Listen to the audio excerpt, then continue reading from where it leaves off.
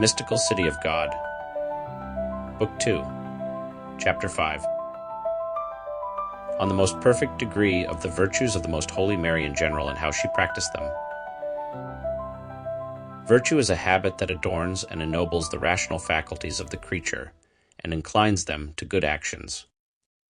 It is called a habit because it's a lasting quality that is not easily separated from the faculty, unlike an act which passes quickly and does not remain.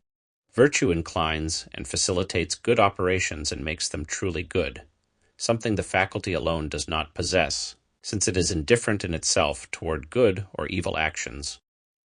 The Most Holy Mary was adorned from the first instant of her life with the habits of all the virtues in the highest degree, and they continuously increased through new graces and perfect operations in which she exercised, with the highest merit, all the virtues infused into her by the hand of the Lord.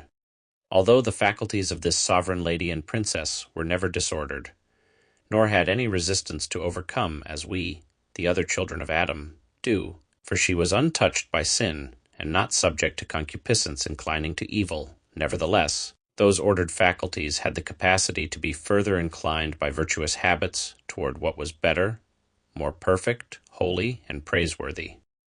Moreover, she was a passible and pure creature, subject to pain and to a natural tendency for licit rest, or to omit some works of supererogation, to which she might, without sin, have felt a slight inclination not to perform.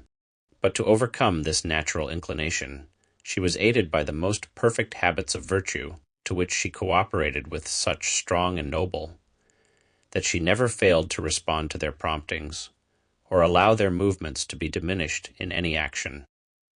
With this harmony and beauty of all the virtuous habits, the most holy soul of Mary was so enlightened, ennobled, and directed toward the good and the ultimate end of the creature, so prompt, eager, effective, and joyful in doing good, that if it were possible for our weak vision to penetrate the sacred secret of her heart, it would be the most beautiful and admirable object among all creatures, bringing more delight than anything except God himself. In Mary most pure, everything was in its proper place and sphere. Thus, all the virtues were brought to their ultimate perfection, and nothing could be said to be lacking in her to make her fully beautiful and complete. In addition to the infused virtues, she also possessed acquired virtues, which she gained through practice. If in other souls a single act is not usually considered a virtue, because many repeated acts are necessary to acquire it, in Mary Most Holy each act was so effective, intense, and perfect that each one surpassed all those of all other creatures combined. And since her virtuous acts were so frequently repeated, without the slightest loss of their most perfect intensity, what kind of habits must this divine lady have acquired by her own actions? The end of every act which determines its virtue must be good and rightly done. In Mary, Our Lady, the supreme end of all her actions was always God himself. She did nothing that was not moved by grace, and directed to the greater glory and pleasure of the Lord, always keeping him as both motive and final end. These two types of virtues, infused and acquired, rest upon another virtue called natural virtue, because it arises in us from our rational nature and is known as synderesis. This is a knowledge that the light of reason has of the first foundations and principles of virtue, along with an inclination of the will to pursue them. For example, recognizing that one ought to love those who do good to them, or not to do to others what one would not wish done to oneself. In the Most Holy Queen, this natural virtue or synderesis was most excellent, and from these natural principles she would infer, with great clarity and depth, the consequences of all good things, even those very remote, because she reasoned with incredible sharpness and correctness. For these reflections she made use of her infused knowledge of created things, especially the most noble and universal ones, the heavens, sun, moon, and stars, and the disposition of all orbs and elements.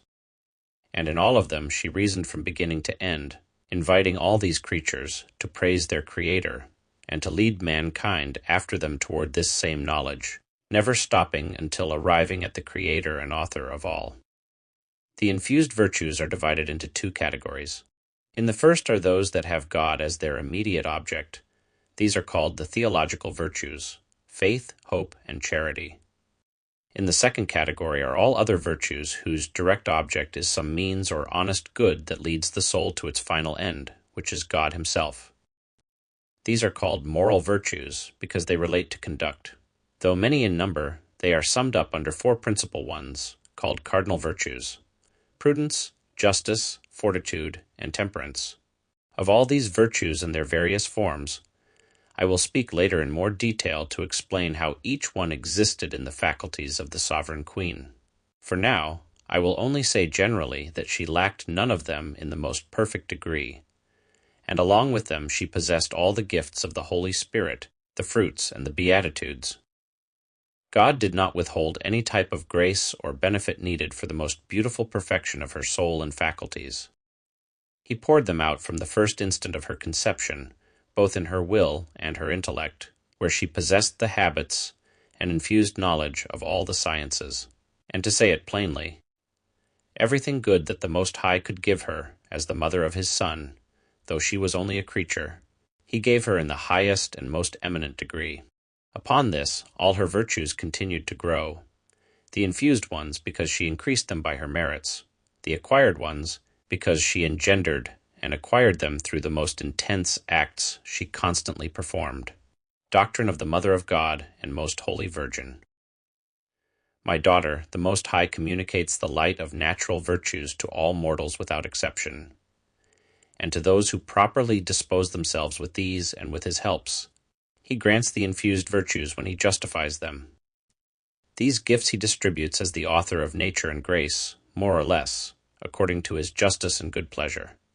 In baptism he infuses the virtues of faith, hope, and charity, and with them he also infuses other virtues, so that with all of them the soul may work and act rightly, not only to preserve the graces received through the power of the sacrament, but also to acquire others through its own works and merits. This would be the greatest happiness and blessing for humankind if they responded to the love shown them by their Creator and Redeemer, who beautifies their souls and makes it easier for their will to act virtuously through the infused habits. But their failure to respond to so noble a benefit makes them exceedingly unhappy.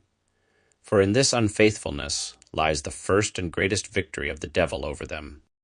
From you, my soul, I desire that you diligently exercise yourself in both the natural and supernatural virtues, with unceasing effort to acquire the habits of other virtues, which you can attain through the frequent acts of those God has graciously and generously communicated to you. For the infused gifts, together with those the soul gains and acquires through its own efforts, create an adornment and composition of admirable beauty and supreme delight in the eyes of the Most High. And I warn you, dearest one, that the powerful hand of your Lord has been extraordinarily generous in bestowing these benefits upon your soul, enriching it with great jewels of his grace, so that, if you prove ungrateful, your fault and your burden will be greater than that of many generations. Consider and reflect on the nobility of the virtues, how greatly they enlighten and adorn the soul in themselves, even if they had no other end or reward. But what elevates them further is that their ultimate end is God himself, whom they seek with the perfection and truth they contain. And in reaching so high a reward as to rest in God, they render the creature truly happy and blessed.